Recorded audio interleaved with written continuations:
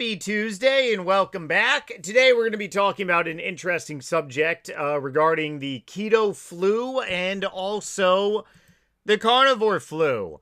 If you are about to embark on a self-healing journey, which uses ketogenic therapy, aka going into a state of ketosis, which is completely normal and it's something that we all do periodically, whether you really think about it or not, you may experience some symptoms. There's a lot of disinformation out there, and I just really wanted to share my experience, go over some of the myths about it. And firstly, straight off the bat, understand that when we are a baby and we are born into a state of ketosis. What is ketosis? Ketosis is a state where your body is primarily burning fat for fuel, not blood sugar. So blood sugar, aka glucose, that is the first energy source that you burn throughout the day. So we have two energy sources. We have carbs and we have fats. So if you raise up the carbs tremendously, then you're gonna maybe have a hard time burning through all those carbs throughout the day. But if you lower your carbs and go into a state of ketosis, whatever carbs you eat, whether it's a handful, whether it's maybe 10, 20, 30, you're doing a standard keto diet, typically below like below some people, it's all different. Honestly, for me, I can tolerate quite a bit of carbs because I exercise 5-6 times per week, but some people need to consume maybe 20 or 30 grams of carbs to be in a state of ketosis. All it essentially means is that your body uses all the carbs very quickly and it changes over to burning fat. We are born into a state of ketosis, and typically as a baby, we break the state of ketosis. This is a natural process that occurs. A lot of people think it's very dangerous. A lot of people believe that you're going to have a lot of side effects that are deadly. There are some case studies with a lot of really disinformation about ketoacidosis. I have never had ketoacidosis issues before because I'm not a type 1 diabetic. If you are a type 1 diabetic, things could be very different for you, but you should know if you are a type 1 diabetic or not. However, if you choose to embark on a keto diet or a carnivore lifestyle, you're going to shell shock your system, and you can either do it like full-blown cold turkey, completely shell shock your system like I did, or you can gradually get into a state of ketosis. And all that means is that you decrease the amount of carbs that you are eating on a daily basis. You increase the fat intake, so butter. If you're doing more so keto, avocado oil, organic extra virgin olive oil in a glass jar. Make sure it's glass for avocado oil too. Why does that matter? Because these vegetable oils are made in factories and they are superheated. And I do watch microplastics. I will be talking about them later on in this video, but they are a real thing. Okay, so keeping this video under 15 minutes, 10 to 15 minutes. Here we go. If you start doing a keto lifestyle, you may or may not have some symptoms. I had every single symptom in the book. Why? Because I did everything cold turkey. Why? Because I left my doctor's office with very heartbreaking news and a really bad MRI. It scared the bejesus out of me. So I chose to go all in, and I chose to pretty much just say, okay, no caffeine, no sugar, no pasta, no bread, no grains, no oats, just non-starchy veggies, some plain Greek yogurt, avocados, chicken, ground beef, tuna, salmon, mayonnaise that doesn't have seed oils, avocado oil mayonnaise. Essentially going all in. If you're going to be doing that coming from the American Standard Diet like I did, you're going to experience symptoms. It's going to be painful. I'm not going to lie and sugarcoat it, but it's going to be a good pain. And it doesn't last forever. You actually feel much better. You're going to have sugar like withdrawals like crazy. If you choose to cut out caffeine to do a full detox, you're going to have caffeine withdrawals. You're going to have carb withdrawals. You're going to feel lethargic, but you're going to become stronger. For whatever reason, some people are against going cold turkey to shell shock your system. I am a firm believer in shell shocking your system because it is healthy and it's a natural process. Sometimes you need to shell shock the system to do a full-blown detox of poison that you have been putting in your body. Not to mention, during my 20s, one of the things I used to love to do, which resulted in me building muscle mass quicker, was to shell shock my system. Change up my weightlifting routine and shell shock my muscles. It works. It really does. But if you do shell shock your system, you're going to notice that the similarities for the common symptoms are the same. Doesn't matter if you're doing keto, doesn't matter if you're doing carnivore, it's pretty much all the same symptoms. Flu-like symptoms, headache, fatigue, brain fog. I was not nauseous at all. I'm not really too sure if some people were. Muscle cramping, I really didn't experience so much. I was definitely sore from going back to the gym because I took about a hiatus 2.5 years off from exercising. So I did have muscle cramps, but that was from weightlifting and running, not necessarily from like a electrolyte imbalance, but we'll get there momentarily. What else do we got? So psychological effects, not to mention physical effects, headache, dizziness, I really didn't have. Brain fog, I did for a little bit.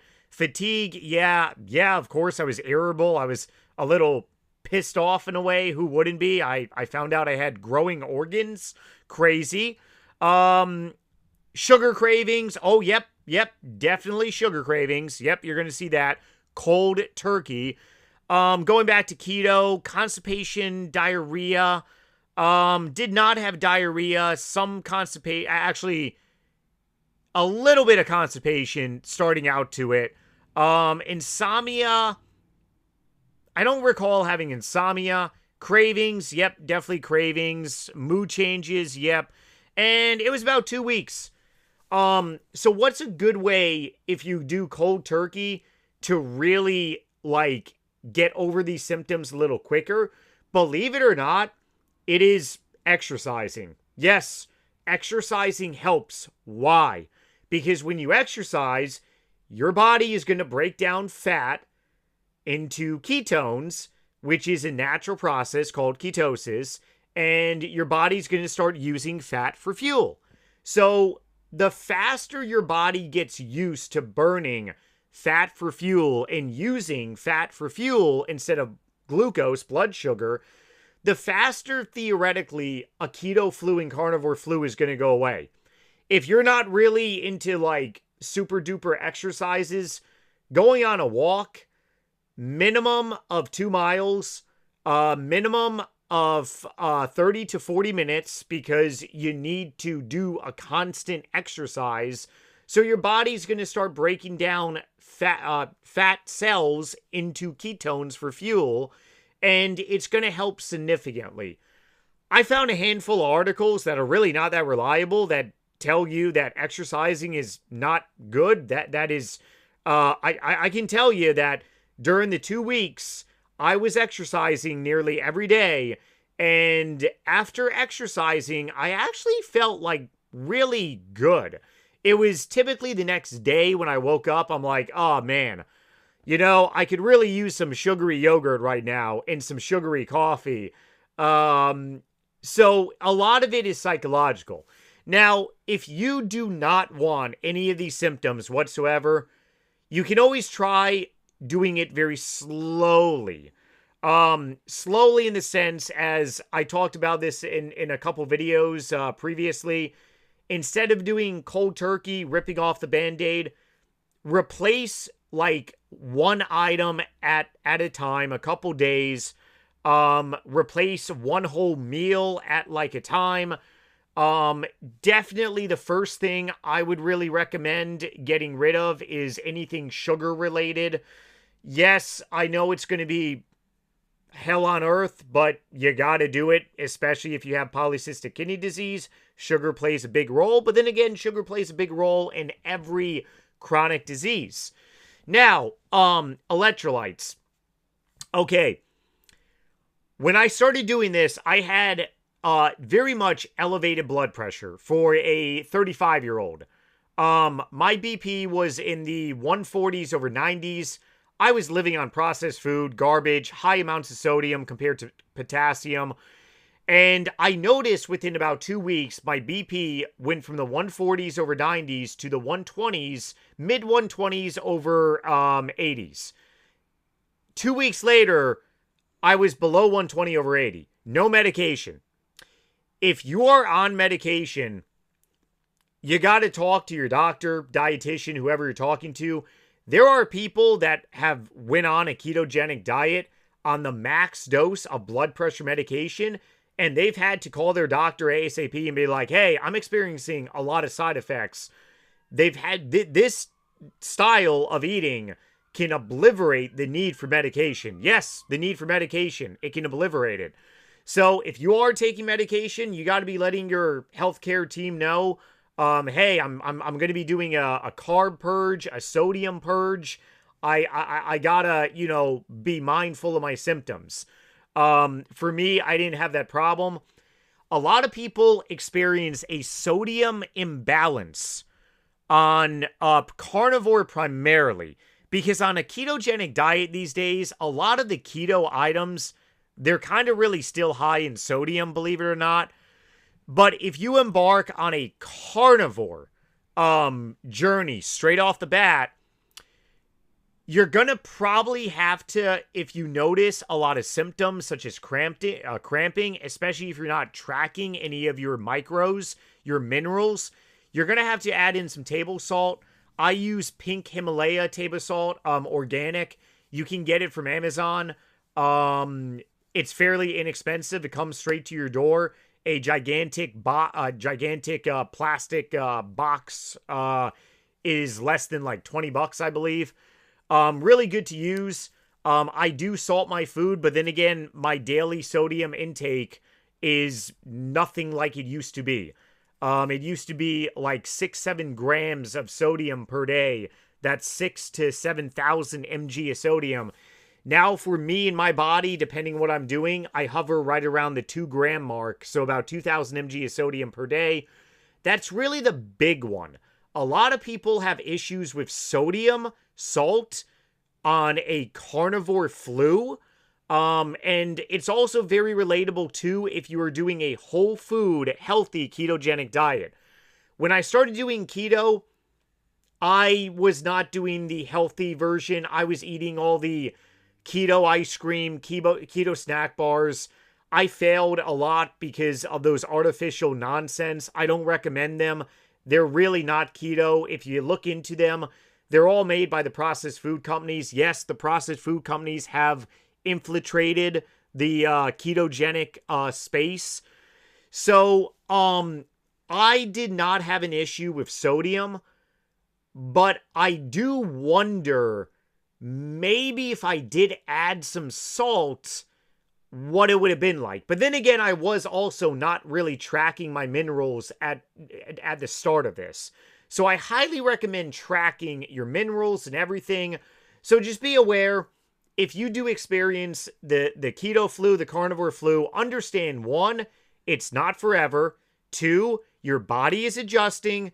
Sugar is a substance, in my opinion, a non-intoxicating substance like a drug. You're going to have withdrawals. It's going to suck, but you stick with it, you're going to come out of flying colors. As always, please like this video. Hopefully you found value. Let me know if you did in some comments, and catch you on the next one. Later.